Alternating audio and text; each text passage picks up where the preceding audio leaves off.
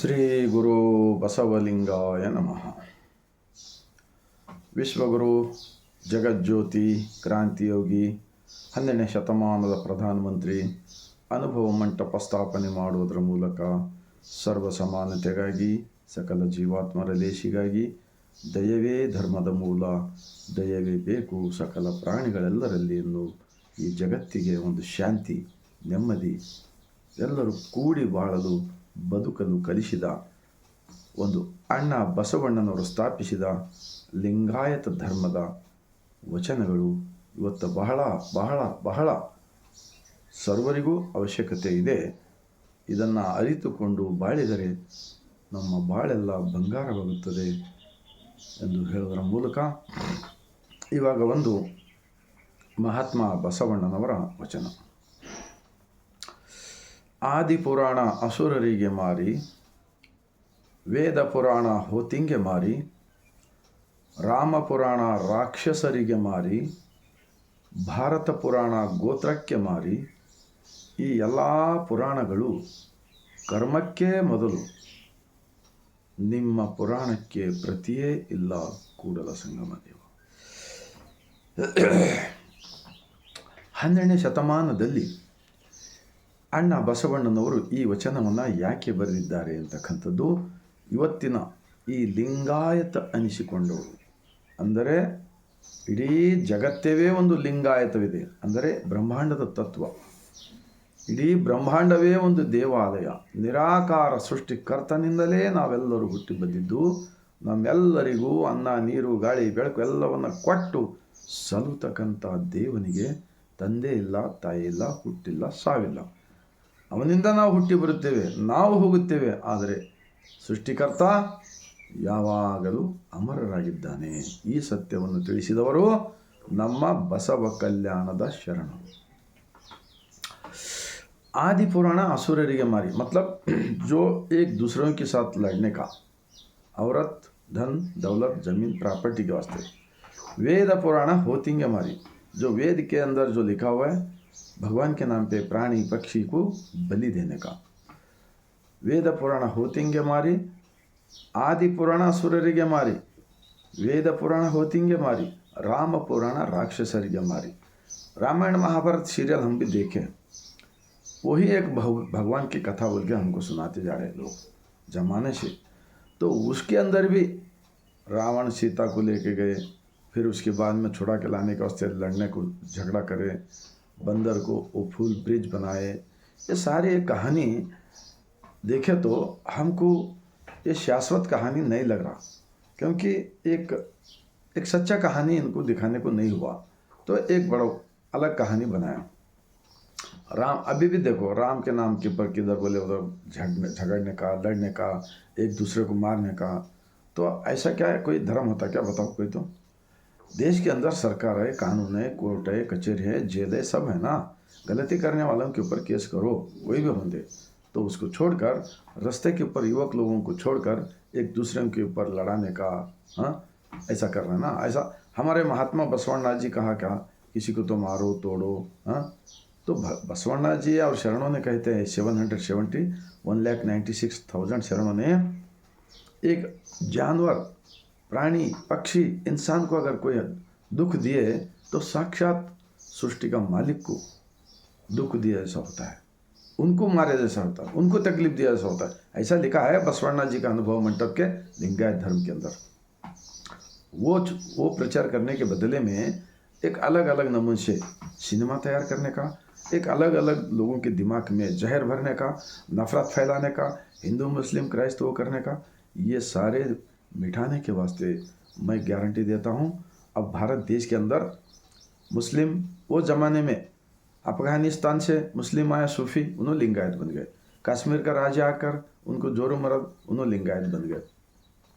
सारे 8 तरफ से बसवण्णा स्थापित अनुभव मंटप को आकर सब लोग छाती पे इष्टलिंग बांध के, पिशाने पे विभूति बांध के लगा के सब लोग शरण बन गए थे. शरण का मतलब क्या है, हमारा शरीर ही एक चलता फिरता मंदिर है. हमारा मंदिर के अंदर इडीी दुनिया चलाने वाला मालिक है. वो मालिक रहने से हम पंच इंद्रियों से दुनिया देख रहे हैं. इतना सरल विचार रहते हुए भी बसवण्णा जी का विचारों को तोड़ने का, फोड़ने का, उसको मिलाने का, कुछ ये करने का कोशिश कर रहा है। असली देशद्रोही लोग ये होते हैं। इन्हों कितना भी क्या भी करने दो, 900 साल से अभी जिंदा है शरण लोग वचनों के अंदर, और सूरज और चांद रहने तक शरणों का ऐसे वचन जीवंत रहेगा। आप कितना भी करें तो वो डुप्लीकेट नोट बनेगा। तो इसीलिए राम पुराण राक्षसर्गे मारी, भारत पुराण गोत्र के मारी। ये कौरव और पांडवों का लड़ना, औरत के वास्ते, जमीन के वास्ते लड़े, सोच कहानी है ना। उससे हम क्या सीखेंगे बताओ? हम कुछ अलग इंसान बन सकते क्या? हमारे भी बच्चे वही करेंगे, फिर उनके बच्चे वही करेंगे। तो उनके नाम के ऊपर इन लोगों ने मंदिर बनाकर भगवान वहाँ है, बताएं। ऐसा भी कोई भगवान होता है क्या? बताओ कोई तो। सोचो जरा, सोचो। अभी लिंगायत लोगों तो सभी का खेत में 5-5 पत्थर रखे लड़ने का। वो पत्थर है हर गांव में, देखो पूरे भारत देश के अंदर हर गांव में खेतों के अंदर 5 पत्थर है। वो 5 पत्थर बंधारे के ऊपर रहते, कट्टे के ऊपर, फिर दोनों भाइयां लड़ते रहते। कितने पुलिस स्टेशन को केस गया हम देखे खुद।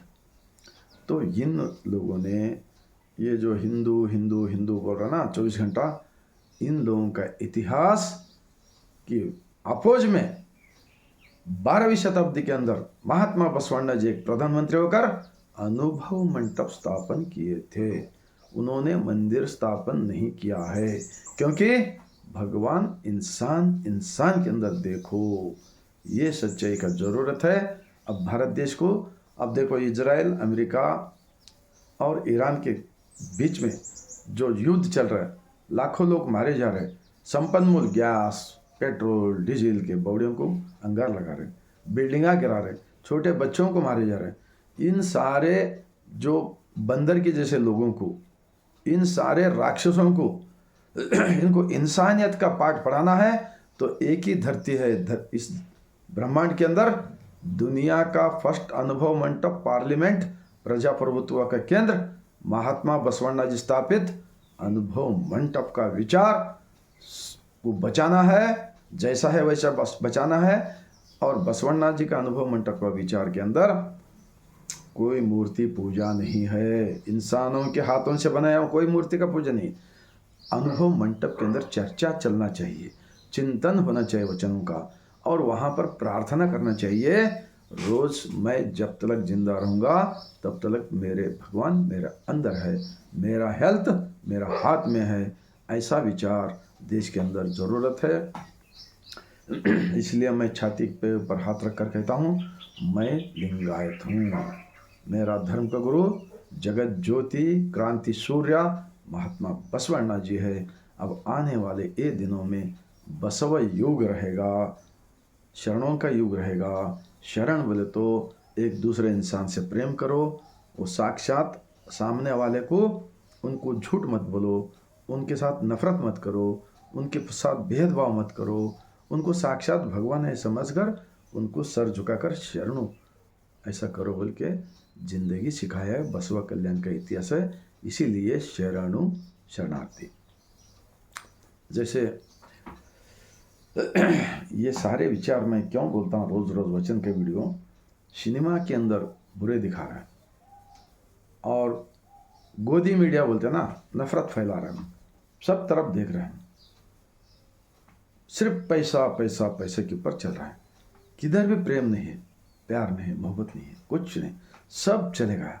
अब एक बचा सकता है, दुनिया का फर्स्ट पार्लियामेंट अनुभव मंडप के शरणों का वचन का विचार।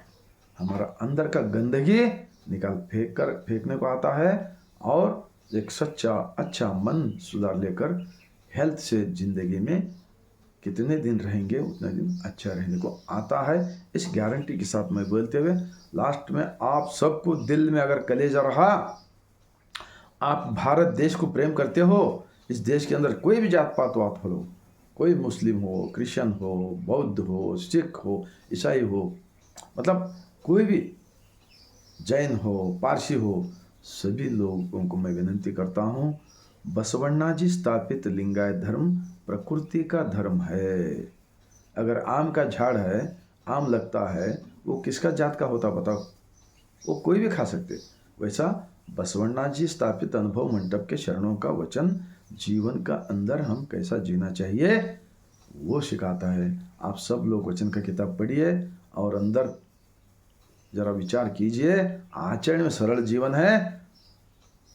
खेती का काम करने वाले, बढ़ई का काम करने वाले, कुंभार काम करने वाले, कंबार काम करने वाले, हाँ, डोनी चलाने वाले, हाँ, जानवर रखने वाले, सब अलग अलग अलग अलग मेहनत करने वाले लोगों का धर्म है ये कोई कावी कपड़ा पहन के सन्यासी होने का जरूरत नहीं है। कोई मठ नहीं, कुछ नहीं, ऐसे धर्म है। इतिहास पढ़ो, मैं पढ़कर बोल रहा हूँ। 26 साल पहले मुझे भी मालूम नहीं था।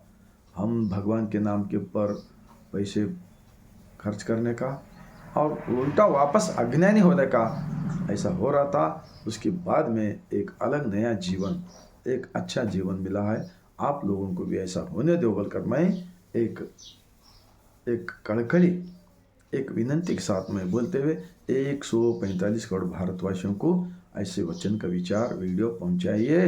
आपको बहुत बड़ा पुण्य होगा जब प्रकृति का धर्म को मानो और जानो और सबके साथ प्रेम करो।